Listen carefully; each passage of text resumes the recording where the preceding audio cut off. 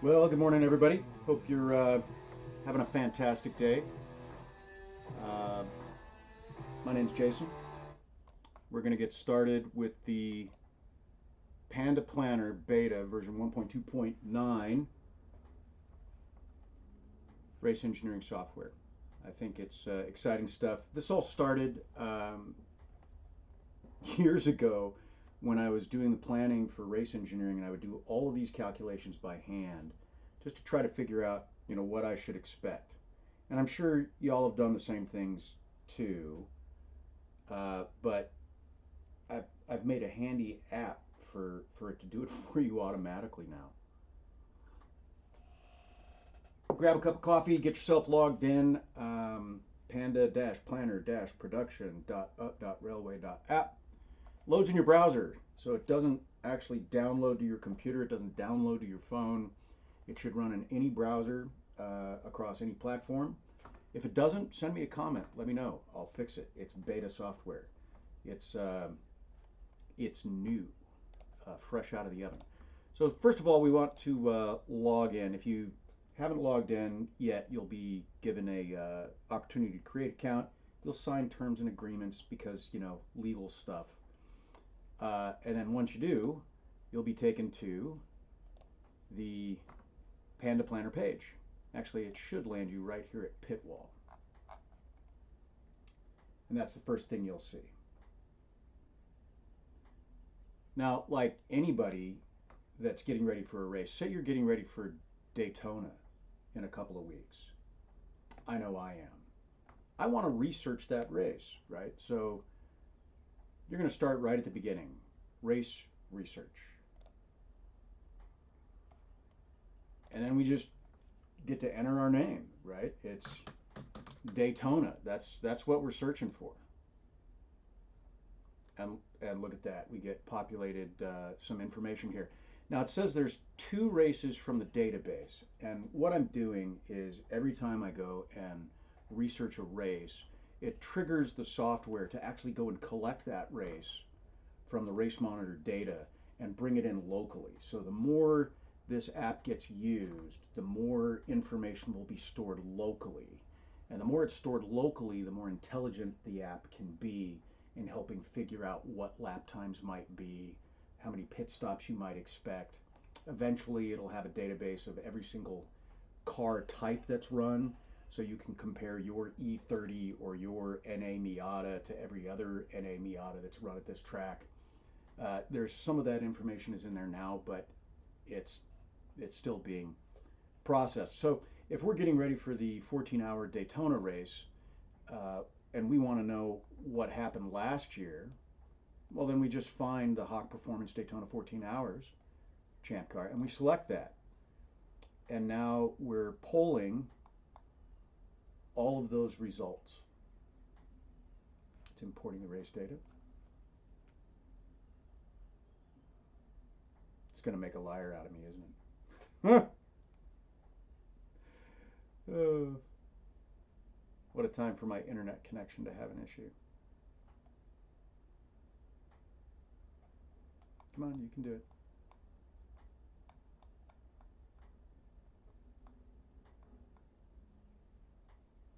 We'll select the one from before.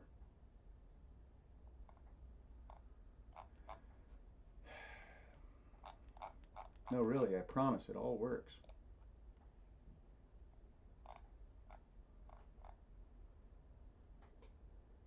How embarrassing.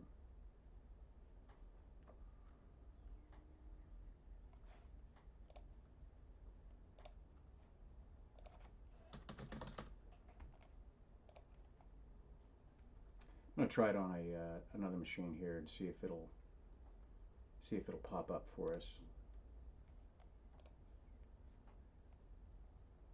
Oh, no, there it's working now. So remember how I said it wants to pull the data if we haven't researched a race before? That was it actually acting live in real time. So we have session data now. It just pulled all of that information locally. Here's our 14-hour race. Um, this was the Eddie Vedder car.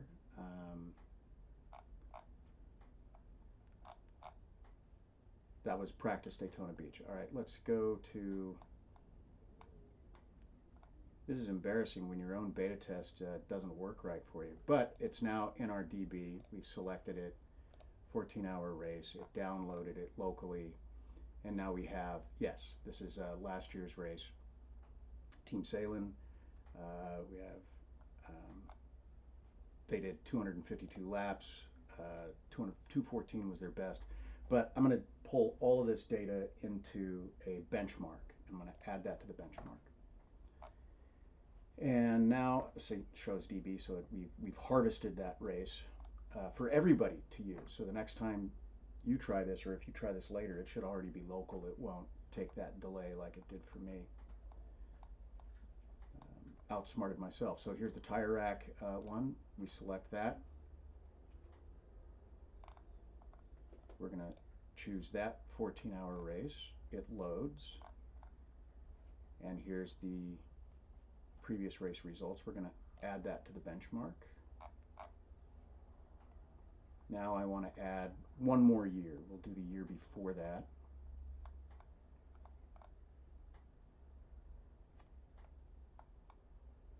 And that's the Hawk Performance. We'll select that.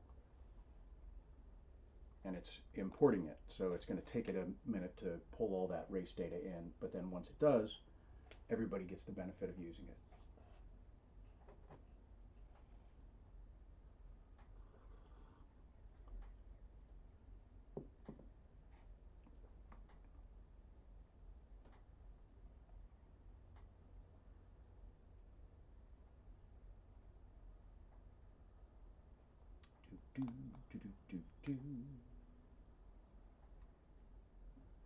It's literally polling Race Monitor for every single lap that occurred at that race. So while it may take it a moment, that's what it's doing. You have to understand that I'm actually pulling the data from Race Monitor. I pay Race Monitor to have this service, and now I have it, and now you will have it when you log in. It'll be locally. So we'll add that to the benchmark. So now we have 3 years of data, and we can then select all of that to build a benchmark that we are going to apply for ourselves. Now, this shows class 6, this shows class 7. These are the class IDs as they're showing up from Race Monitor. What's some of the data we can get from this, right? Eddie Vedder, their average pace was a 2:20. Their best lap was a 2:11. That's pretty cool, right? Here's a 1990 Miata. Their average pace was a 2:45. Their fastest lap was a 2:29. But what we really care about are our classes, right? So I'm in Class C with my Boxster. Here we can see Team Salem Mustard won Class C last year with 252 laps. Their average pace was a 2:23.051, and their best lap was a 2:14. And this shows 19 pits. So I know Team Salem didn't pit 19 times. Right now, the logic is looking for a stop that's in excess of the average laps. So between pit stops and code 35s, right, we had laps that were consistently slower. Regardless, I now have an average pace of 2:25.525 that looks like has been a winning pace over the average of 3 years. Class B, that average pace to run would be a 2:27. Class D would be a 2:25. So 2:25 to 2:27 looks like it's going to be a good number. So now I want to set my car up to do that. So I can apply the Class C average to the race setup, and I just click that. And it auto-populates my race setup into the configuration. Now, I had already loaded my car in, but you'll want to put in your event here. This is going to be Daytona, and my car number is 270, Class C, Champ Car, 14 hours. My target finish, I have to finish first. Yeah, we're going to change that later. tank capacity 16.9, estimated fuel half a gallon per lap, maybe, I hope. Full service pit stops, you can do splash and goes, fixed durations, right? You're trying to plan your race out ahead of time. It's already loaded in a 225.25 from our average, right? And this baseline threshold, what this means is it's going to, the whole system's going to collect 25 laps worth of data from the beginning before adjusting target times on the pit wall for you to meet your goal. This effectively says, let's let 25 laps go by to see how this race is going to develop, see what everybody else is doing, see how the race is building before we start applying logic. You can have this do 25 laps, you can have it do 1 lap, you can set whatever baseline you want in there. Stint limits, our team's going to do hour and 35 for our stints. You do what you like. And then our data source. So on the day of the race, you're going to type in, you know, Daytona here, and you're going to find what's live and what's not.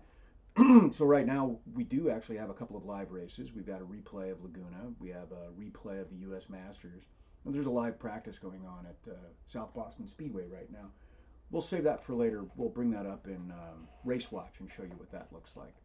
But on the day of the race, you'll put in Daytona here, and then you'll find the race monitor live feed for that, and then you'll save that. And once you save it and you have a live race that's actually there, you'll hit go live, and it'll take you to the pit wall. You're going to plan stints. You have a driver pool, which is nice. I've told it we're doing 95-minute laps or 95-minute stints. This is already telling me that at a 225 pace, the maximum number of stints I can do in 2 hours is laps I can do in 2 hours is 49 laps. I'm going to autofill laps per stint. We're going to do it by time instead. I'm going to say 95 minutes. And this is already telling me I'm 1 lap short of finishing. That's okay. The race will develop as it goes along between pit stops and code 35s. But I'm going to generate those stints. Now I have 9 stints, and I can assign a driver that's not assigned right now. Right? So what do I need to do? I need to unclick that, and I need to add drivers. So Chris Carper, he's our hot shoe for this race. Primary lead driver, nickname Carper. Add driver. And now we can assign Chris Carper to that stint. Add driver. We'll put Dan Wessel.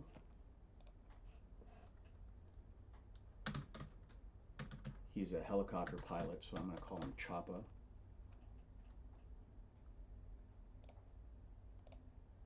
Add driver. So now I've got Carper, Wessel. You can see how this goes, right? This is the deal. There's my stints. There's my driver pools. Go to race setup. We hit save just to make sure it's there. We can export our configuration at any point in time. We can load a configuration at any point in time. Right now, you can see at the top bar, because we have an event with car 270 for Daytona, it's tracking that. We're offline because we're not getting live data. So that's Stint Planner. It lost that, so I need to make a note that that needs to persist. I'll fix that before race day. Practice. We can do automated lap timing on practice day. We can start capturing that, which is a nice feature. We have qualifying, an option maybe for other races. Then we have pit wall. And this is what you're going to have up on race day. It's going to show you your last lap, your blended pace or your average pace, the difference plus or minus on your target pace, your delta per lap, how many laps you've done, how much fuel you potentially have. So it's going to calculate every time around and start deducting fuel. And then it's dynamic in that if you put so much fuel in, it should be able to recalculate your in-race fuel burn average for you, which is nice. Goals to just finish. Cool, but I want to change my goals, so I can go to settings and goals. And I don't want to just finish. I want to beat a guy. I want to beat RVA Graphics BMW car 411. Display name RVA Graphics. I don't care. Data source is going to be Race Monitor, and save. And now that loads RVA Graphics as a competitor right here on my pit wall. And it'll track them and show me what they're doing, which is pretty nice. Now let's say the live feed goes dead, or you don't have internet at your pit wall. That's going to suck because this application won't run. But if you don't have access to live timing, you can enter things in manually. Lap history, it's going to record what happened. This is under development. It's not quite there yet. I'll get there. Race log, we can manually log a pit stop. However, on the pit wall, if it detects a lap that is longer than your average lap, it will ask you if that was a pit stop, and it'll allow you to put in driver out, driver in, and how much fuel you added, and then that should go automatically to the race log. You can add things, right? I can add a pit stop, what number it was, the duration, fuel, driver outs, driver ins, and notes, right? So tire issues, mechanical notes, is the oil low? Did you have to add a quart? What your tire pressures were? You can add all of those entries into the race log so you can review that at the end of the day, so you're not capturing it in different places. Then we can do a post-race review. So because I've already watched races, I've collected those, right? And I can go and review, like here was the Sears Pointless race for 24 Hours of Lemons. And let's take a look at what happened in this race. You can do this for anyone, not just your own race, right? And that's kind of powerful. So it's loading all the race results, because you can do research on competitors. You can do research on other cars, right? I know that car 124 ran.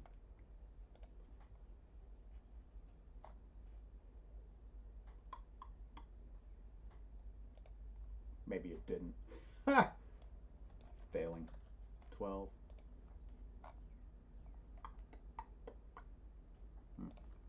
Let's try here.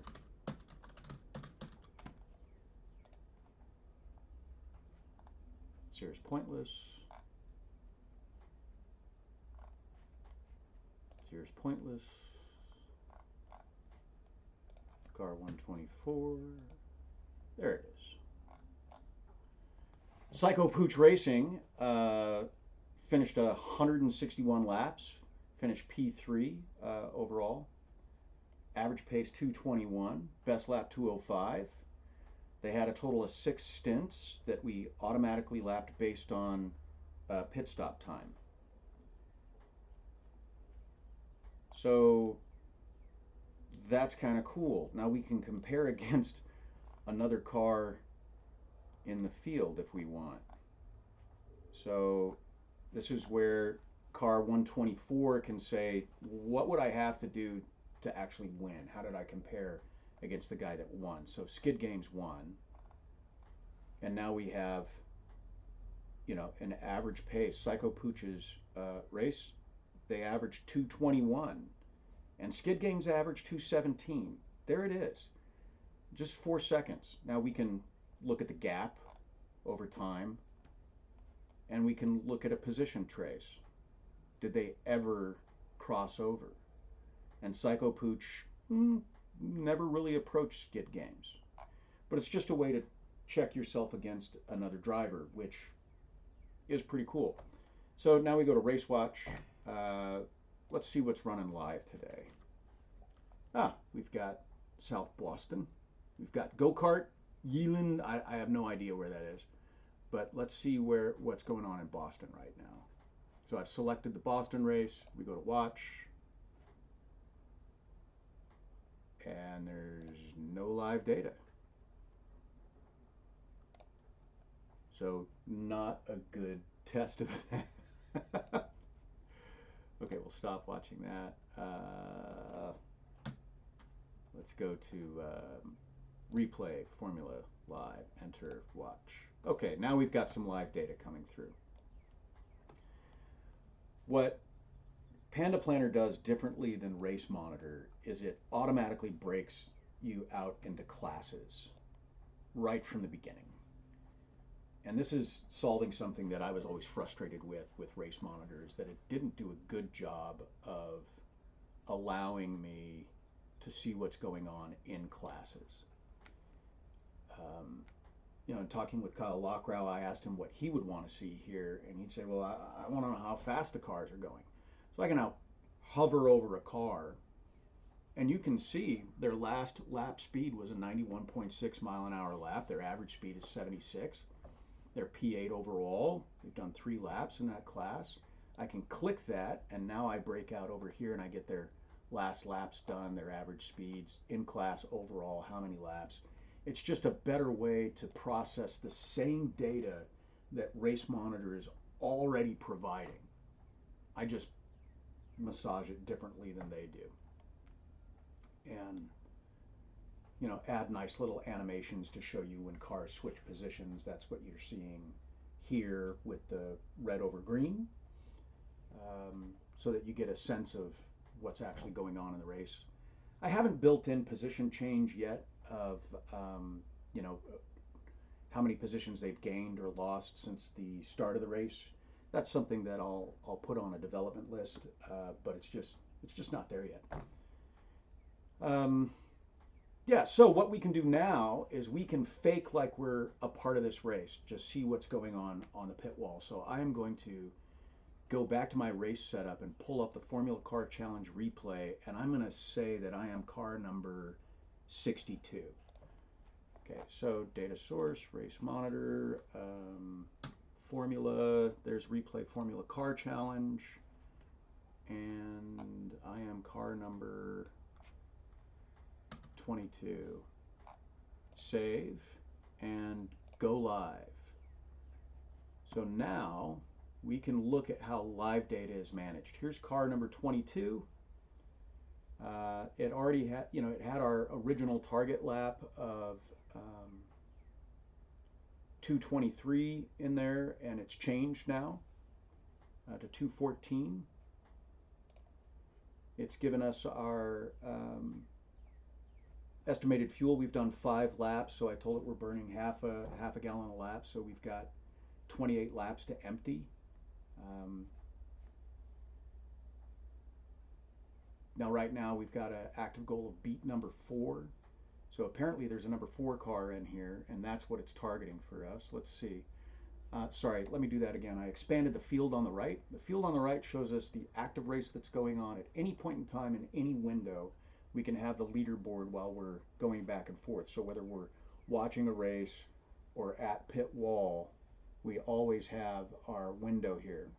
And at any point in time, we can hover over a car and add them as a competitor. And now they're on the wall, and we can watch what they're doing. It'll take it a minute to pull. And now if I say I want to beat car number 3 and reset my targets to that, I can go to settings, goals, beat specific car, number 3, active, and save.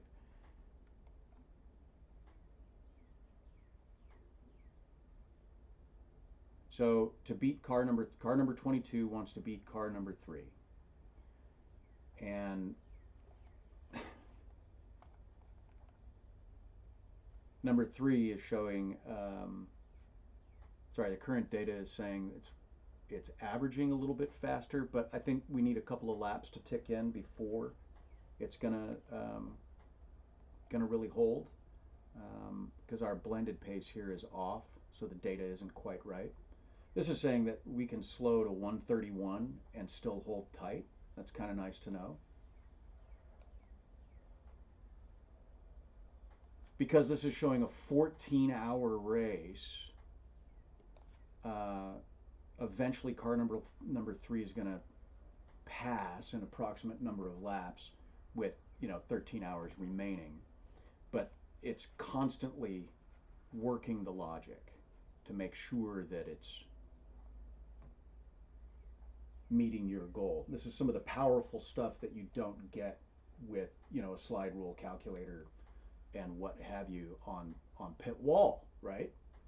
So this is the stuff we were doing by hand, and this is really the power of the PandaPlanner. It's kind of freaking out right now because the average pace is a 209, and it thinks that we're going to be too slow if we keep averaging that 209. That's okay, it'll eventually clear itself out. We can change the goal from beating that car to finishing first overall, and save. And you'll see that first overall right now is Jim Davenport, so it automatically loaded that car onto the wall because that's our goal, is to beat that guy. So it looked for who that was, bang, and it's on it. So this is, it's all beta, it's all in test, it's all